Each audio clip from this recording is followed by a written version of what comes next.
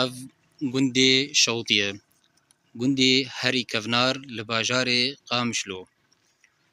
Dikevê rojhilatî bajarê Qamişlo nêzîka 7 kîlometran û gundê dordora wê Xeybî, Nemetî û Şorek Onfirsan e. û bihtirîn xelkê gund karê çandiniyê û cotkariyê dikin. û gundê Şewtî gelek dolemend e bi xort û keçê xwe.